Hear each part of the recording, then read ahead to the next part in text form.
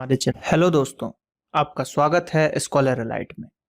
जो लोग ये वीडियो पहली बार देख रहे हैं तो उनसे रिक्वेस्ट है कि आप हमारे चैनल को सब्सक्राइब कर लीजिए ताकि जो भी वीडियोस मैं अपलोड करूंगा आपको नोटिफिकेशन के माध्यम से पता चलता रहे। चलिए स्टार्ट करते हैं। तो यहाँ पर आज हम बात करेंगे भारतीय संविधान का डिटेल पार्ट 6, जिसके अंतर्गत हम भाग 3 को देखेंगे। हमारे मौलिक अधिकार हैं, उनके बारे में हम जानेंगे कि क्या क्या हमारे मौलिक अधिकार हैं और क्या क्या हम कर सकते हैं, पहले कितने थे अभी कितने हैं और नया कोई ऐड हुआ है कि नहीं। इन सब चीज़ों के बारे में हम आज जानेंगे। तो चलिए स्टार्ट करते हैं। तो ये सीरीज, जो लोग ये वीडियो अगर पहली बार देख रहे हैं तो आप लोग क्या कीजिए, इसके पहले के पार्ट देखिए। Part 1, part 2, part 3, part 4, part 5, 5 तक अपलोडेड है, तो उनको भी देख लीजिए। देन छठवा देखिए, है ना। और ऐसे ही सीरीज चलती रहेगी। जल्द ही जो है आपका देखते ही देखते भारतीय संविधान आपका पूरा डिटेल खत्म हो जाएगा। तो स्टार्ट करते हैं। आज देखते हैं भाग 3, जिसके अंतर्गत आते हैं हमारे मूल अधिकार, जिसको हम फंडामेंटल राइट्स भी बोलते हैं। तो उसके बारे में थोड़ा सा हम देखते हैं कि हमारी हिस्ट्री क्या रही है। तो वर्तमान समय में ऐसा माना जाता है कि राज्य की शक्ति पर ऐसे नियंत्रण स्थापित किए जाने चाहिए जिससे राज्य नागरिकों पर मनमानी शक्ति का प्रयोग ना कर सके। राज्य की शक्ति पर ऐसे प्रतिबंध मौलिक अधिकारों के माध्यम से ही लगाए जा सकते हैं, यानी कि राज्य किसी भी नागरिक को अपना गुलाम ना बना सके। उनको कुछ अधिकार होने चाहिए कि वो अपने जीवन को अच्छे से जी सके। तो ऐसे जो है थोड़े से अधिकार होने चाहिए। तो वो अधिकार हमको मौलिक अधिकारों के द्वारा ही प्राप्त होते हैं, ये कहा गया है इसमें। उसके आगे अगर देखें कि इस बात को दृष्टि में रखकर फ्रांस, अमेरिका आदि देश जो है उनके संविधानों में मौलिक अधिकारों को स्थान दिया गया है। पायली के अनुसार मौलिक अधिकार एक ही समय पर शासकीय शक्ति से व्यक्ति स्वतंत्रता की रक्षा करते हैं और शासकीय शक्ति द्वारा व्यक्ति स्वतंत्रता को सीमित करते हैं। इस प्रकार मौलिक अधिकार व्यक्ति और राज्य के बीच सामंजस्य स्थापित कर राष्ट्रीय एकता और शक्ति में वृद्धि करते हैं। तो ये किसने कहा? पायली ने कहा। भारतीय संविधान सभा के सदस्यों ने ब्रिटिश शासन के अत्याचार प्रत्यक्ष रूप में देखे थे और बहुतों के द्वारा इन अत्याचारों की भयानकता एवं स्वयं अनुभव की गई थी। यही कारण था कि डॉक्टर भीमराव अम्बेडकर ने कहा था, भारत में इन अधिकारों को विधानमंडल या सरकारों की इच्छा पर छोड़ देना उचित नहीं है, क्योंकि भारत में लोकतंत्र अपूर्ण रूप से पनप नहीं पाया, मतलब अब तक जो है पूरी रूप से लोकतंत्र नहीं पनप पाया है, इसलिए इन अधिकारों को संविधान में रख दिया गया। ठीक है, तो ये भीमराव अंबेडकर जी ने ऐसा कहा था। देखिए मेनली क्या था कि जो अंग्रेज थे उन्होंने बहुत ही हमारे ऊपर अत्याचार किए थे, हमारे जो पूर्वज थे उनके ऊपर कई लोगों ने कष्ट सहा था, भयानक कष्ट सहा था, जिसको देखते हुए उन्होंने कहा कि नहीं, जो नागरिक हैं उनको भी कुछ अपने अधिकार होना चाहिए, कि सरकार जो है पूरी तरीके से उन पर अपना डिसीजन ना दे पाएगी। कुछ भी हो तो हर जगह सरकार की मनमानी नहीं चलेगी, कुछ उनके अपने अधिकार होने चाहिए। तो ये थोड़ा सा था, हमने हिस्ट्री देखा, अम्बेडकर जी ने क्या कहा, पायली जी ने कहा क्या, ये सब हमने थोड़ा सा देखा। तो आगे बढ़ते हैं, यहाँ पर चीजें देखते हैं क्या है हमारे पास। तो संविधान के मूल प्रारूप में कुल 7 मौलिक अधिकारों का उल्लेख किया गया था। कितने? 7 मौलिक अधिकार। 44वें संविधान संशोधन के मतलब जो 44वां संविधान संशोधन जो कि 1978 में हुआ था, तो उसमें एक संपत्ति का अधिकार था, से संबंधित अनुच्छेद जो 19 का 1, ठीक है, 19 का 1 का 4 तथा अनुच्छेद 31 को निरसित का मतलब होता है हटा देना या जिसको हम डिलीट भी बोलते हैं। ठीक है, तो कर दिया गया। इस प्रकार संपत्ति के अधिकार को मूल अधिकार की श्रेणी से हटा दिए गए। तो देखिए पहले हमारे पास कितने थे? 7, संपत्ति हट गया तो अब बचा कितना? 6। और विधिक अधिकार, उसको देखिए विधिक अधिकार की श्रेणी में रखते हुए, अब विधिक का मतलब होता है कानूनी, ठीक है, कानूनी अधिकार की श्रेणी में रखते हुए अनुच्छेद 300 का सृजन किया गया। ठीक है, विधिक अधिकार भी बोल सकते हो आप। अभी देखिए कभी कभी क्वेश्चन आएगा कि संपत्ति का अधिकार क्या है, तो उसमें कानूनी अगर आपको याद है तो अच्छी बात है, लेकिन ऑप्शन में अगर आपको विधिक दे दिया तो ये भी आपको, विधायिका नहीं बोलते हम, विधानमंडल विधिक है ये, तो ये एक तरीके का आपका शासकीय हो गया, यानी कि कानूनी अधिकार हो गया। तो इसका अटना है 300 का क, 300 के क में है ये। अब अगर हम बात करें कुछ और चीजें इससे रिलेटेड कि वर्तमान में संविधान प्रदत्त मूल अधिकारों की संख्या कितनी है? 6 है। वैसे एक अभी जुड़ा हुआ है निजता, है ना, या फिर राइट टू प्रिवेसी, ये अभी जोड़ा गया है 2017 में, इसको भी जो है मौलिक अधिकार का दर्जा मिल गया। तो इसकी चर्चा हम आगे करेंगे, लेकिन अभी जो है हिस्ट्री चल रहा है उसका, पुरानी चीजें हम पढ़ रहे हैं तो वही हम पुरानी चीजें पढ़ेंगे। बाकी उसके लिए मैं आगे आपको वीडियो में मैंने डाला है, वो स्लाइड डाला है, वो जब आएगा तो उसको हम डिटेल में चर्चा करेंगे राइट टू प्रिवेसी का। यहां पर 6 की बात की जा रही है। पहला है समानता का अधिकार, जो कि 14 से 18 आर्टिकल में आता है। तो ये भी क्वेश्चन पूछा जाता है, आर्टिकल से रिलेटेड क्वेश्चन देखिए बहुत पूछे जाते हैं। तो क्वेश्चन यहाँ पे आ सकता है कि 14 से 18 किसके अधिकार है? समानता का अधिकार है। उसके बाद दूसरा क्या है? विचारों की अभिव्यक्ति की स्वतंत्रता का अधिकार, अनुच्छेद 19 से 22। शोषण के विरुद्ध अधिकार या शोषण से रक्षा का अधिकार 23 से 24। 25 से 28 है आपका धार्मिक स्वतंत्रता। 29 से 31 है आपका सांस्कृतिक व शिक्षा संबंधी अधिकार। और 6वें नंबर का जो है संवैधानिक उपचारों का अधिकार, वो है 32 से 35। ठीक है, तो इसको हम बोल सकते हैं 14 से 35 तक का आर्टिकल जो है हमारे पास यहां पर, जिनको हमको मोस्ट आईएमपी तरीके से याद रखना है।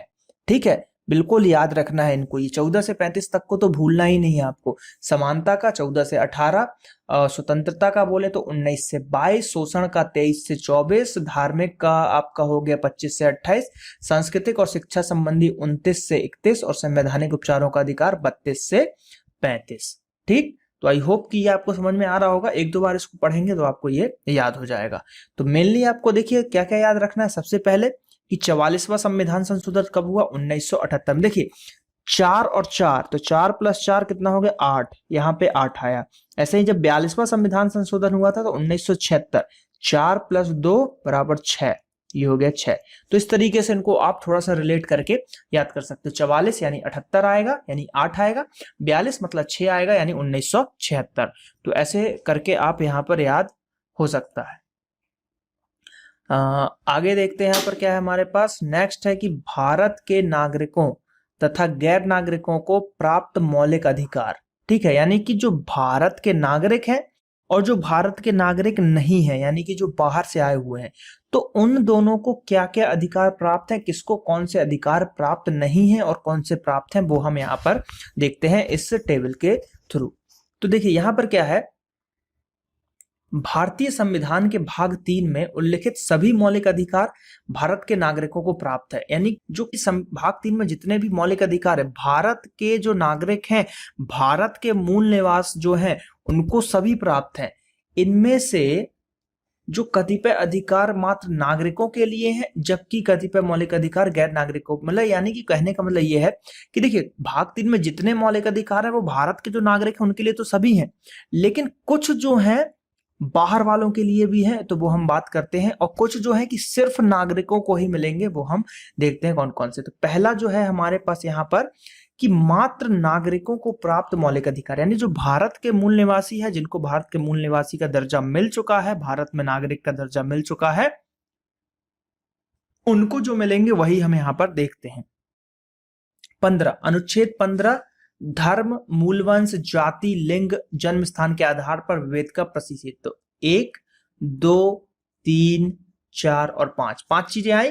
धर्म, मूलवंश, जाति, लिंग और जन्म स्थान के अगर आधार पर आप किसी से उसका वो करते हो, उसको भेदभाव करते हो, तो वो नहीं होगा। तो देखिए यहाँ पे 5 चीजें आई, धर्म, मूलवंश, जाति, लिंग, जन्म स्थान, 5 यहाँ पे आया आर्टिकल 15। ठीक है, तो यहां पर ये भेदभाव से रिलेटेड हो गया। 16 में क्या है? नौकरियों में अवसर की समानता, सभी को एक साथ नौकरियों में अवसर की समानता दी जानी चाहिए, ये नागरिकों को प्राप्त है। लेकिन यहाँ पर देखिए, जैसे कि कुछ लोग बोल सकते हैं कि नहीं मिलता, जैसे ओबीसी हो गया, एससी एसटी कोटा मिल जाता है आरक्षण, तो वो आरक्षण एक अपनी जगह अलग चीज है, वो सरकार ने दी हुई है, तो वो इसमें चलता है। लेकिन आर्टिकल 16 में नौकरियों बोला गया है कि नौकरियों में सबको समानता का अधिकार है, एक सा अधिकार है। 19 में क्या है? वाक एवं अभिव्यक्ति की स्वतंत्रता, मेनली बोलने की स्वतंत्रता बोली जाती है, तो 19 में आपको बोलने की स्वतंत्रता है। 29 की बात करें तो अल्पसंख्यक वर्गों के हितों का संरक्षण, जो अल्पसंख्यक है उनके हितों का संरक्षण। 30 में है अल्पसंख्यकों द्वारा शिक्षण संस्थानों की स्थापना एवं प्रशासन। तो ये सब चीजें हैं। तो ये किसको प्राप्त है? ये सिर्फ प्राप्त है नागरिकों को, जो भारत के मूल जो है, मूल अधिकार जो है, जो भारत के हैं मूल, उनको ही ये मिलेंगे। जो बाहर का कोई है उसको नहीं मिलेगा। अब गैर नागरिकों की अगर हम बात करें तो क्या क्या है? 14 विधि के समक्ष समानता उनको मिलेगा, दोष सिद्ध के संबंध में संरक्षण मिलेगा, प्राण व दैहिक स्वतंत्रता भी मिलेगी, जो कि आर्टिकल 21 के तहत है। 23 के तहत है मानव व्यापार एवं बाल श्रम का जो प्रतिषेध है ये भी मिलेगा। 24 संकटापन्न स्थानों पर बालकों के नियोजन का भी प्रतिषेध है, ये भी मिलेगा उनको। देखिए ये दोनों आर्टिकल बहुत ही इंपॉर्टेंट है। एक ये बाल श्रम और संकट स्थानों पर बालकों का कार्य में नियोजन, ये इंपॉर्टेंट है, ये अधिकतर पूछे जाते हैं। 25 में धार्मिक स्वतंत्रता है। 26 धार्मिक कार्यों के प्रबंध की स्वतंत्रता है, मतलब धार्मिक कार्य जो है आपको कुछ करना है, जैसे हमारे यहाँ भारत में बहुत प्रचलन है इसका। नवदुर्गा आया तो आपने मूर्ति स्थापना कर दी, गणेश चतुर्थी आई तो आपने मूर्ति कर दी, दशहरा आया तो रावण को जला दिया। तो इसकी स्वतंत्रता बहुत ज्यादा है। तो ये आर्टिकल 26 के तहत एक तरीके से स्वतंत्रता है। 27 की बात करें तो किसी विशेष धर्म की अभिवृत्ति की स्वतंत्रता। 28 की बात करें तो शिक्षण संस्थानों एवं धार्मिक उपासना में उपस्थित होने के संबंध में स्वतंत्रता। ये सब चीजें जो है यहाँ पर मिली हुई हैं। ठीक है, तो ये जो है गैर नागरिकों को प्राप्त है मौलिक अधिकार, और ये है जो नागरिकों को। लेकिन इसका मतलब ये नहीं कि ये हमको प्राप्त नहीं है। भारत के जो नागरिक हैं उनको तो ये प्राप्त है ही, ठीक, और उसके साथ साथ ये गैर नागरिकों को भी प्राप्त है। बात करते हैं यहाँ पर मौलिक अधिकारों का वर्गीकरण। जो वर्गीकरण हुआ उसके तहत देखते हैं क्या कैसा वर्गीकरण है। समता का अधिकार जो कि 14 से 18 तक आर्टिकल में है, तो देखते हैं क्या है। विधि के समक्ष 14 में क्या आएगा? विधि के समक्ष समानता और विधि के संरक्षण। 15 में आएगा वही 5 चीज, धर्म, मूल वंश, जाति, लिंग, जन्म के स्थान पर जो होना था। लोक नियोजन के विषय में अवसर की समानता 16 है। और छुआछूत का आर्टिकल जो है 17, ये मोस्ट आईएमपी है। आर्टिकल 17 मोस्ट आईएमपी, छुआछूत। तो छुआछूत को आपको याद रखना है, ये बहुत इंपॉर्टेंट है, बहुत बार पूछा जाता है। उपाधियों का अंत, ये भी इंपॉर्टेंट है। 18 आर्टिकल उपाधियों का अंत, उपाधियों का अंत भी बहुत बार पूछा गया। 17 18 बहुत बार रिपीट होता है ये एग्जामों में। स्वतंत्रता का अधिकार 19 से 22 है। इसमें देखिए बोलने की स्वतंत्रता 19 के अंतर्गत है। अपराधों में दोष सिद्धि के लिए संबंध में आर्टिकल 20 है। प्राण एवं दैहिक स्वतंत्रता 21 है। और कुछ दिशाओं में गिरफ्तारी और निषेध से जो संरक्षण मिलता है वो आपका आर्टिकल 22 कहलाता है, 22 के तहत मिलता है। शोषण के विरुद्ध अधिकार, मानव के दुर्व्यापार और बाल श्रम 23 है। और कारखानों में 14 वर्ष से जो बालकों के लिए वो है वो 24 है। तो आर्टिकल 23-24 जो है मेनली आपको बाल श्रम से रिलेटेड है। धार्मिक स्वतंत्रता 25 से 28, तो इसमें अंतःकरण और धर्म के आबादी रूप से मान्य अत्याचार, ये स्वतंत्रता है, आपको धर्म के मानने का है, प्रचार करने की स्वतंत्रता मिलती है आर्टिकल 25 के तहत। धार्मिक कार्यों का प्रबंध हो गया 26 में। पहले आपने धर्म को माना फिर उसका प्रबंध किया। फिर उसके बाद क्या है, किसी विशिष्ट धर्म की अभिवृत्ति के लिए करों के बारे में समुदाय की स्वतंत्रता। कुछ शिक्षा जो संस्थान है, शिक्षा संस्थाओं में धार्मिक या जो शिक्षा है या धार्मिक उपासना में उपस्थित होने के बारे में जो है स्वतंत्रता वो 28 में मिला है। तो 25 से 28 धार्मिक स्वतंत्रता। सांस्कृतिक और शिक्षा की अगर बात करें जो कि 29 से 30 है, तो अल्पसंख्यक वर्गों के हितों के लिए संरक्षण 29 में है। और शिक्षा संस्थानों की स्थापना, प्रशासन करने अल्पसंख्यक वर्ग शिक्षा संस्थानों का जो वो करेंगे आपका स्थापना, वो आर्टिकल 30 के अंतर्गत यहाँ पर आता है। संवैधानिक उपचारों की बात करें तो 32 से 35 है।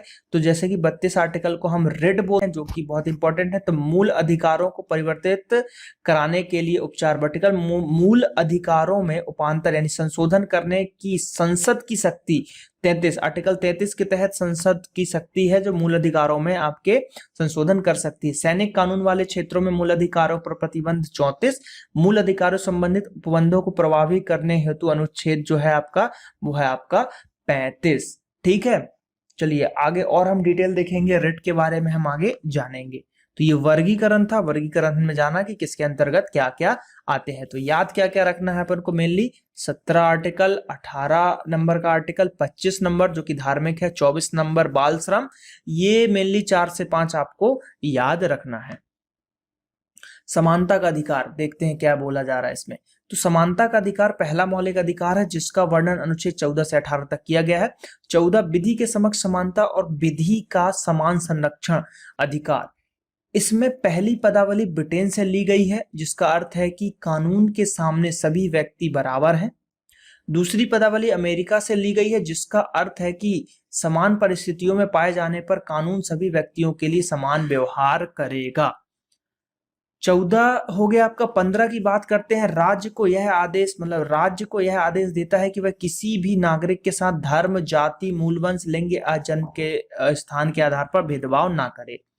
15 के अधिकार केवल भारतीय नागरिकों को ही प्रदान किए गए हैं, विदेशियों को नहीं। 15 का खंड 2 सार्वजनिक स्थानों पर भेदभाव का निषेध करता है। अनुच्छेद 15 का खंड 3 राज्य को स्त्रियों और बालकों के लिए विशेष प्रावधान करने की शक्ति देता है। तो ये सब देखिए 15 के अंदर ही है जो हमने डिटेल। मेनली हमने 15 में क्या पढ़ा कि धर्म, जाति, मूल वंश या ये तो मेनली है, लेकिन उसके अलावा बहुत सारी चीज है कि खंड 2 में सार्वजनिक स्थानों पर भेदभाव नहीं होना चाहिए। खंड 3 में स्त्रियों और बालकों के लिए एक विशेष प्रावधान और उनके लिए विशेष शक्ति प्रदान की गई है। ये सब चीजें भी 15 के अंतर्गत आते हैं। और चीजें देखते हैं क्या क्या बोला जा रहा है। अनुच्छेद 15 का खंड 4 में क्या है, प्रथम संवैधानिक संशोधन द्वारा जोड़ा गया था।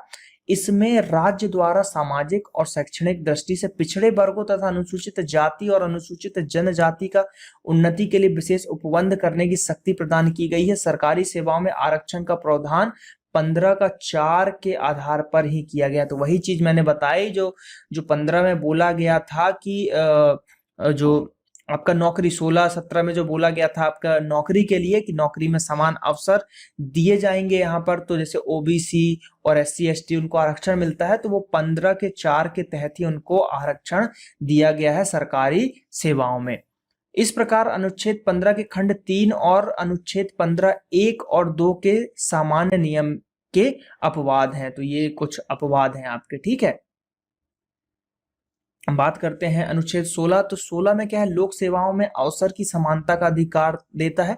अनुच्छेद 16 के खंड 2 में कहा गया है कि राज्य के अधीन किसी नियोजन या पद के संबंध में केवल धर्म, मूल्य, जाति, जो मूल वंश है, जाति, लिंग, जन्म स्थान, उद्भव स्थान या इनमें से किसी के भी आधार पर ना तो किसी नागरिक को अपात्र माना जाएगा और ना कोई विभेद किया जाएगा, ठीक है। 16 के 4 में बोला गया है कि राज्य पिछड़े हुए नागरिकों के किसी वर्ग के पक्ष में जिनका राज्य के अधीन सेवाओं में पर्याप्त प्रतिनिधित्व नहीं है, नियुक्तियां पदों के लिए आरक्षण की व्यवस्था कर सकता है। इस प्रकार का उपवन तभी किया जा सकता है जब वर्ग पिछड़ा हो और उसका राज्याधीन पदों में पर्याप्त प्रतिनिधित्व ना हुआ हो। तो ये सब चीजें जो है आरक्षण से रिलेटेड चीजें हैं आपकी, जो कि आर्टिकल 16 के 4 के अंतर्गत वर्णन किया गया है। 17 छुआछूत से रिलेटेड जो मैंने आपको बोला था। तो छुआछूत में क्या है कि अस्पृश्यता का अंत करता है, ठीक है। उसका किसी भी रूप में आचरण को निषिद्ध करता है। अस्पृश्यता से उत्पन्न किसी अयोग्यता को लागू करना दंडनीय अपराध होता है या किया जाएगा। ये आर्टिकल 17 के तहत बोला गया है। 17 और आगे देखते हैं क्या बोला जाए। सरकार ने 1955 में जो छुआछूत का था उसको अपराध अधिनियम पारित किया। बाद में से 1976 में संशोधित करके सिविल नागरिक अधिकार संरक्षण अधिनियम 1976 पारित किया गया जो आज प्रवृत्त है। तो एक तरीके का ये अपराध है आपका, इसमें आपको सजा मिल सकती है। 18 उपाधियों का अंत। राज्य, सेना संबंधी या शिक्षा संबंधी सम्मान के सिवाय और कोई भी उपाय नहीं प्रदान करेगा। भारत का कोई नागरिक किसी विदेशी जो है राज्य से कोई उपाधि स्वीकार नहीं करेगा, किंतु यदि वह उपाधि स्वीकार करता है तो उसे राष्ट्रपति से पूर्व अनुमति लेनी पड़ेगी, उससे पहले ही अनुमति लेनी पड़ेगी। भारत सरकार ने 1954 से भारत रत्न, पद्म विभूषण, पद्म भूषण और पद्मश्री जैसे पुरस्कार देना शुरू किया था, किंतु 1977 में जनता पार्टी की सरकार ने इन उपाधियों का अंत कर दिया। अंततः 1980 में कांग्रेस की सरकार ने इसे पुनः देना शुरू कर दिया। तो स्टार्ट कब हुआ, 1954 में, और एक बार 1977 में बंद हुआ था। तो कभी कभी क्वेश्चन ये भी पूछा जाता है कि ये सब पुरस्कार कब नहीं दिए गए, तो आप 1977 उसका आंसर लगाएंगे। आगे देखते हैं कुछ चीजें। अब बात करेंगे हम स्वतंत्रता का अधिकार जो कि 19 से 22 तक है। 19 से 22 तक किया गया। 19 में क्या है कि भारत के नागरिकों को 6 बुनियादी स्वतंत्रता की गारंटी देता है। ये है विचार और अभिव्यक्ति की स्वतंत्रता, बिना हथियार के शांतिपूर्ण सम्मेलन की स्वतंत्रता, संघ बनाने की यानी यूनियन बनाने की स्वतंत्रता है, भारत के राज्य क्षेत्र में स्वतंत्र भ्रमण की स्वतंत्रता है, भारत के किसी भी भाग में निवास करने तथा बस जाने की स्वतंत्रता है, छठवां वृत्ति, आजीविका, व्यापार या कारोबार की भी स्वतंत्रता यहाँ पर दी गई है। तो मेनली देखिए यहाँ पर क्या बोला जा रहा है कि विचार और अभिव्यक्ति की स्वतंत्रता है, तो आप विचार विमर्श करने की स्वतंत्रता आपको दी। उसके बाद आपने क्या किया कि भाई सम्मेलन आप कर लो, विचार आए आपने सम्मेलन किया, सम्मेलन किया तो भाई सम्मेलन करने के लिए 3-4 लोग होने चाहिए, तो आपने एक यूनियन संघ बना लिया। अब लोग बन गए तो आप बहुत सारे 4-5 लोग हो गए, तो हमने कहा चलो एक बार भारत घूम के आते हैं, तो भारत के राज्य क्षेत्र और वहां हम घूम के आ गए। और उसके बाद हमने क्या किया कि भारत के किसी भी भाग में निवास करना है, अब घूमने गए तो कोई भी भाग हमको अच्छा लग गया तो वहां जाके हम निवास करने लगे। अब निवास हमने कर लिया, तो निवास करने के बाद हम क्या करेंगे कि भाई हमको वहां अपना जीवन चलाना है, आजीविका करना है, ये सब करना है। तो उसके बाद हम यहाँ पर क्या करेंगे कि व्यापार और कारोबार करेंगे। तो इस तरीके से आप इसको रिलेट कर सकते हो कि 19 में क्या है, 6 है, तो 6 में कौन कौन से, पहला हम विचार विमर्श करेंगे, उसके बाद हम सम्मेलन करेंगे, सम्मेलन करने के लिए आदमी चाहिए, तो आदमी के लिए हमने यूनियन बना लिया, तो तीसरे में यूनियन आ गए, 4-5 लोग हो गए, तो हमने कि चलो भारत एक बार घूम के आते हैं, तो भारत के राज्य से स्वतंत्र घूम के आ गए। घूमने के बाद वहां कोई जगह अच्छी लग गई, हम वहीं निवास करने लगे। अब निवास कर लिया हमने, तो व्यापार और कारोबार की स्वतंत्रता, यानी कि वहां पर हमको व्यापार करेंगे तभी तो वहां पर अपनी जीविका चला पाएंगे, तो ये सब चीजें हमको यहाँ पर मिल गई। बात करते हैं आगे, उपयुक्त स्वतंत्रता राज्य के विरुद्ध सभी नागरिकों को प्राप्त है, लेकिन कोई जो है आत्यांतिक या असीमित अधिकार नहीं है। विचार और अभिव्यक्ति की स्वतंत्रता में प्रेस की स्वतंत्रता तथा समाचारों को जानने का अधिकार सम्मिलित है, यानी कि जो प्रेस है, तो आप इसको बोल सकते हैं कि 19 का फर्स्ट में जो है आपका मीडिया का जो कि हमारा चौथा स्तंभ भी बोला जाता है, तो मीडिया इसमें आता है। मीडिया को जो अधिकार है पूछने के, ये 19 के 1 में ही आते हैं। आगे बात करते हैं कि अनुच्छेद जो आपका यहाँ पर 20 दिया गया है, इसके अंतर्गत क्या है, 20 में सभी व्यक्तियों को चाहे वे विदेशी हो या नागरिक हो अधिकार देता है कि जब तक उनसे किसी कानून की अवहेलना करके कोई अपराध ना किया हो, दोष सिद्ध ना किया जा सके। जिस समय किसी व्यक्ति ने कोई अपराध किया और उस समय उस अपराध के लिए जितने भी दंड संभव थी, उस व्यक्ति को उससे अधिक दंड नहीं दिया जा सकता। ठीक है, यानी कि जो दंड जिस अपराध के लिए वही दंड उसको दिया जाएगा भारतीय दंड संहिता के अनुसार।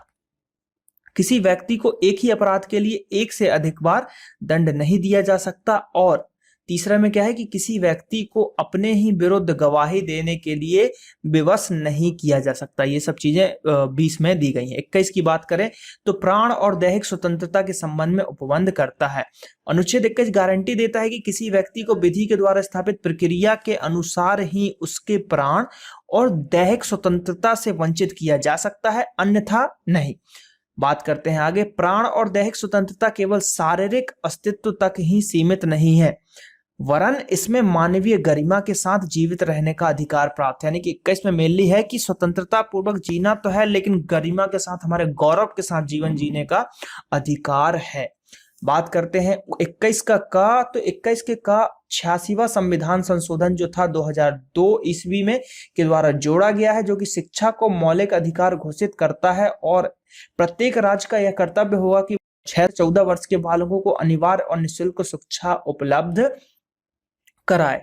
तो ये याद रखना है कि कब ये शिक्षा को जो है मौलिक अधिकार बनाया गया, तो 86वां जो संविधान संशोधन था जो कि 2002 में हुआ है, और 6 से 14 साल के बच्चों को निःशुल्क शिक्षा देने का प्रावधान इसमें किया गया है। 22 की अगर हम बात करें तो व्यक्ति को गिरफ्तारी तथा निरोध से संरक्षण प्रदान करता है। 22 में क्या है, यह प्रावधान करता है कि जो व्यक्ति गिरफ्तार किया जाता है उसे गिरफ्तारी के कारणों से अवगत कराना आवश्यक है। प्रत्येक गिरफ्तार व्यक्ति को अधिवक्ता के माध्यम से अपनी सफाई पेश करने का अधिकार दिया गया है तथा प्रत्येक गिरफ्तार व्यक्ति को 24 घंटे के अंदर निकटतम मजिस्ट्रेट के समक्ष उपस्थित कराना आवश्यक है। ये सब चीजें यहाँ पर 22 में दी गई हैं। 22 के अंतर्गत खंड 3 से 7 तक जो मां निवारक निरोध से संबंधित प्रावधान किया गया है। ठीक, 22 में क्या है, संसद को निवारक निरोध से संबंधित कानून बनाने के लिए यहां पर किया गया है। ठीक है, निवारक निरोध से संबंधित है ये आपका।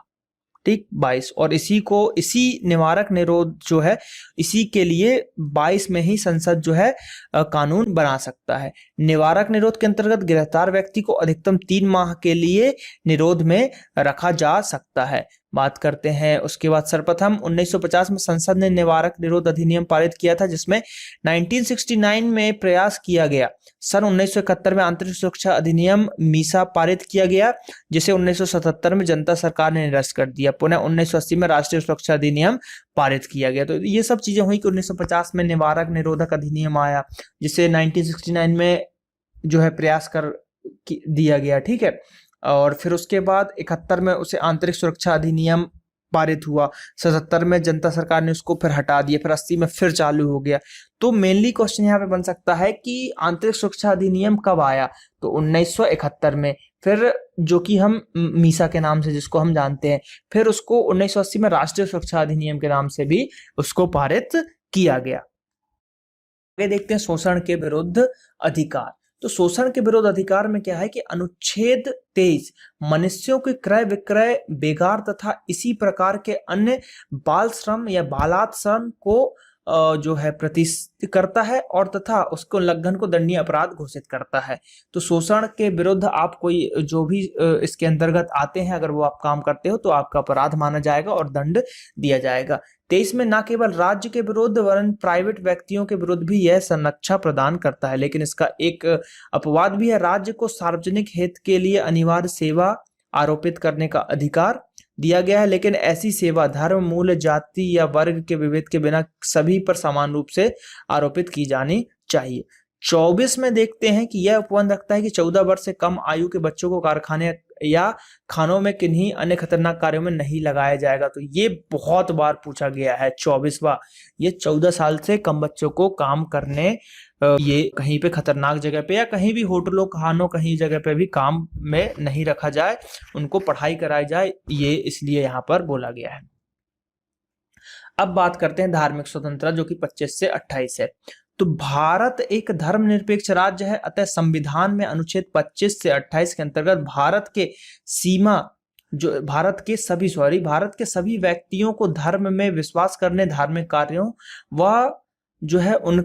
व उनका प्रचार करने का अधिकार यहाँ पर दिया गया है। अनुच्छेद 25 के अंतर्गत क्या है कि यह प्रावधान करता है कि सभी व्यक्तियों को अंतःकरण की स्वतंत्रता और धर्म को अबाध रूप से मानने, आचरण करने और प्रचार करने का समान अधिकार यहाँ पर प्राप्त है। किंतु धार्मिक स्वतंत्रता का यह अधिकार लोक व्यवस्था, सदाचार और स्वास्थ्य के आधार पर प्रतिबंधित किया जा सकता है।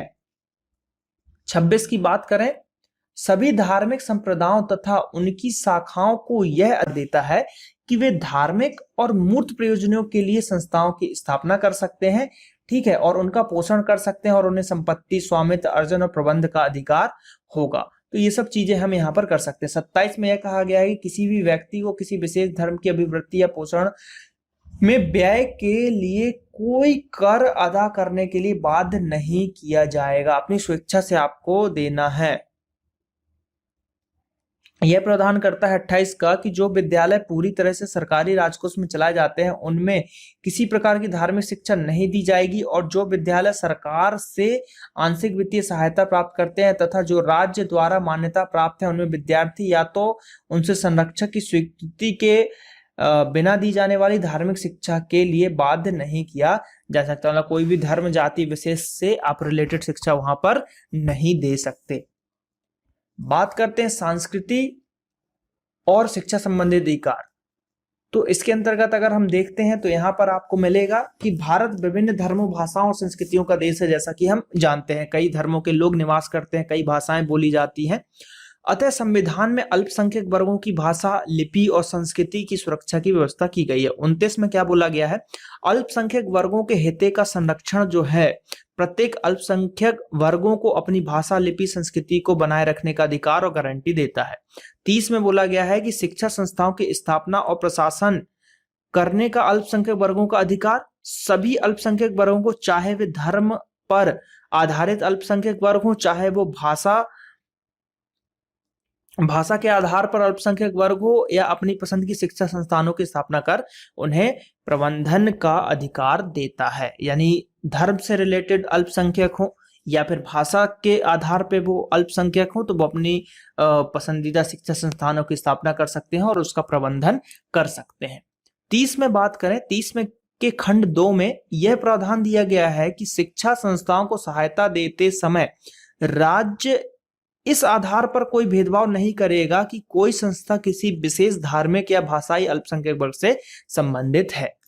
संवैधानिक उपचारों की अगर हम बात करें तो संविधान के भाग 3 के मौलिक अधिकारों की सार्थकता तभी होगी जब उन्हें लागू किया जा सके और उनके उल्लंघन की स्थिति में उपचार प्राप्त किया जा सके। हमारा संविधान न केवल कतिपय मूल अधिकारों की गारंटी देता है वरन सरकार द्वारा नागरिकों के अधिकारों की अवहेलना के लिए किए गए कार्यों के विरुद्ध नागरिकों को उपचार प्रदान करने का भी अधिकार देता है। यानी कि हमको मौलिक अधिकार भी देता है और अगर उस मौलिक अधिकार का उल्लंघन सरकार के द्वारा ही हो रहा है तो आप उसके लिए भी केस करके आप उसको बताओगे सरकार को कि ये हमारे साथ इस विभाग के द्वारा हमारे इस मौलिक अधिकार का हनन हो रहा है, तो न्यायिक यानी कि आता है कि आप हाई कोर्ट या सुप्रीम कोर्ट में जाकर याचिका दायर कर सकते हैं और आपका अगर मौलिक अधिकारों का उल्लंघन हो रहा है और आप सही साबित होते हैं तो आपको उसके लिए मदद की जाएगी सरकार के द्वारा।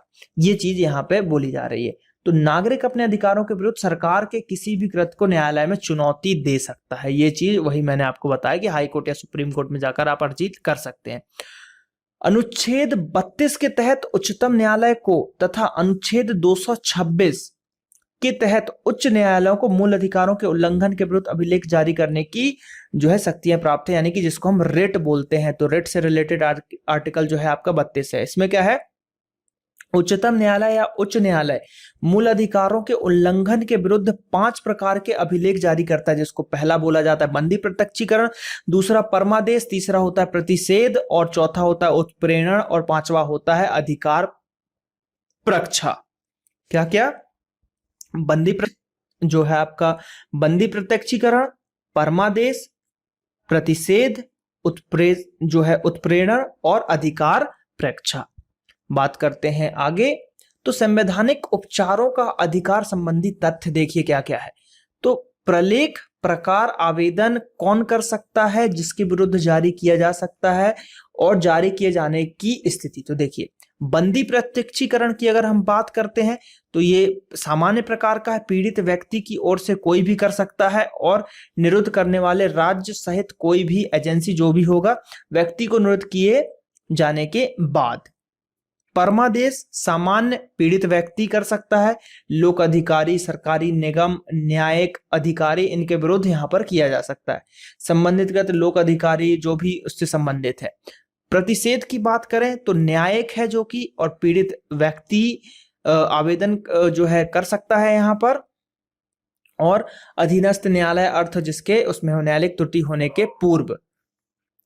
उत्प्रेषण की बात करें तो न्यायिक है ये, पीड़ित व्यक्ति, अधीनस्थ न्यायालय, अर्ध न्यायिक अधिकारी न्यायिक त्रुटि होने के पश्चात, त्रुटि हो गए उसके पश्चात आप ये लगा सकते हो। अधिकार प्रक्षा की बात करें तो सामान्य है, कोई भी व्यक्ति कर सकता है। लोक अधिकारी के विरुद्ध, लोक अधिकारी को विधिक रूप से पद धारण का अधिकार नहीं होना चाहिए, इस प्रकार का कोई भी कर सकता है। तो ये हमने 5 देखा, बंदी प्रत्यक्षीकरण, परमादेश, प्रतिषेध, उत्प्रेषण जो है आपका, उसके बाद 5वां है अधिकार प्रक्षा।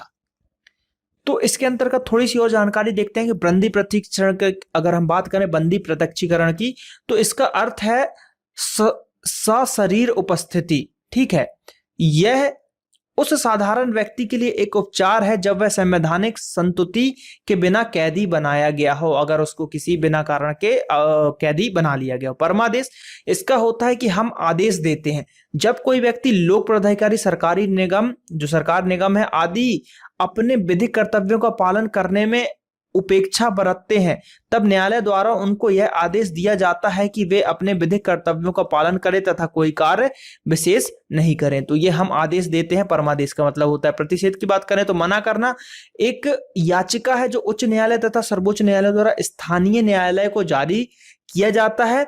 यह उनको उस केस को आगे बढ़ाने से रोकता है जो इसके अधिकार क्षेत्र में नहीं आता। जब एक अधीनस्थ न्यायालय, एक न्यायाधिकरण अपने अधिकार क्षेत्र का अतिक्रमण करता है तो न्यायालय में पेशी से पूर्व सर्वोच्च न्यायालय या उच्च न्यायालय द्वारा प्रतिषेध जारी किया जा सकता है। उत्प्रेषण की बात करें, इसका अर्थ होता है सूचित करना, इसके द्वारा अधीनस्थ न्यायालय को निर्देश दिया जाता है कि वे अपने पास लंबित मुकदमों को न्यायालय निर्णय हेतु वरिष्ठ न्यायालय में भेज दें। अधिकार परीक्षा, इसका अर्थ होता है आपका अधिकार क्षेत्र क्या है।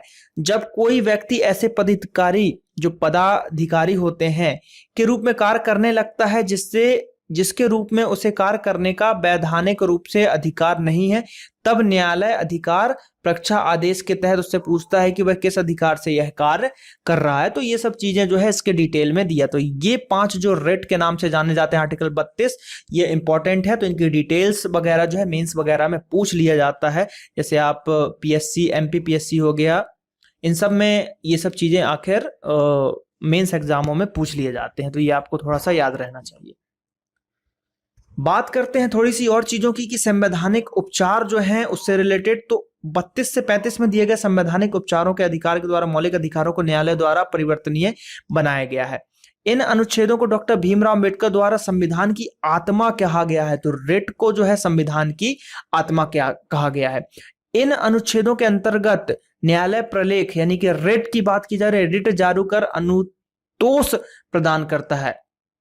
अनुच्छेद 352 के अंतर्गत घोषित आपातकालीन स्थितियों में अनुच्छेद 21 और 22 का निलंबन नहीं होता है, किंतु 19 का निलंबन हो जाता है। तो 19 से जो हमने पढ़ा था, 19 के अंतर्गत 6 जो हमने याद किए थे उनका निलंबन हो जाता है कि अगर आपका 352 लगा हुआ है तो आप जो अभिव्यक्ति की स्वतंत्रता थी, घूमने की स्वतंत्रता, संघ बनाने की स्वतंत्रता, फिर उसके बाद निवास करने की, कारोबार करने की, इन सब चीजों का हनन हो जाता है आपका। अनुच्छेद 32 का निलंबन संविधान द्वारा अन्यथा उपबंधित किए जाने के अतिरिक्त नहीं किया जा सकता। सूचना का अधिकार, राइट टू इंफॉर्मेशन की अगर हम बात करते हैं तो इसके अंदर आरटीआई जो की है आपका, तो इसमें क्या दिया गया है कि सूचना का अधिकार विधिक अधिकार है, यानी कि एक न्यायिक कानूनी अधिकार है।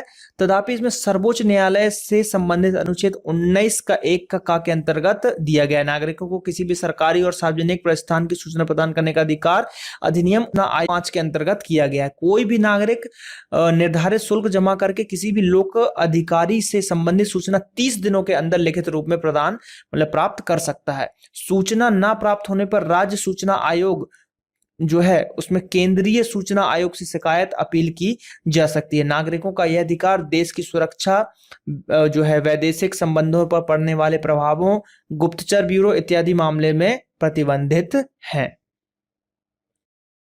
अब जो बात करते हैं राइट टू प्राइवेसी की अगर हम बात करें तो ये आपका लगभग आई थिंक 24 अगस्त 2017 को ये चीज लागू हुई है इसी समय। तो निजता का अधिकार या राइट टू प्राइवेसी, तो पहले इसको पढ़ते हैं फिर मैं बताता हूं क्या है। ये एक मौलिक अधिकार है। इसका जन्म अनुच्छेद 21 के अधीन हुआ है और 21वीं सदी में भी हुआ है। 21वीं सदी में हुआ इसीलिए इसको 21 में रखा गया। अनुच्छेद 21 का पाठ इस प्रकार है कि किसी भी व्यक्ति को उसके प्राण व दैहिक स्वतंत्रता से विधि स्थापित प्रक्रिया के अनुसार ही वंचित किया जाएगा, अन्यथा नहीं। जाहिर है कि अनुच्छेद 21 एक पंक्ति का है, किंतु जो न्यायालय द्वारा विभिन्न वादों में निर्णय अनुसार इसका आयाम अत्यधिक बढ़ गया है और भविष्य में बढ़ता ही रहेगा। देखिए मेनली क्या है कि हमारी जो पर्सनल इंफॉर्मेशन है उनको हम किसी को बताएं, ये हमारा अधिकार है कि हम किसी को बताना चाहे तो हम बताएं, हमको नहीं बताना हम नहीं बताएंगे अपने जो हमारी पर्सनल इंफॉर्मेशन है। लेकिन यही मेन अधिकार यही है कि अगर कोई हमसे पूछता है, सरकार भी पूछती है, अगर हमको नहीं बताना है तो हम नहीं बताएंगे।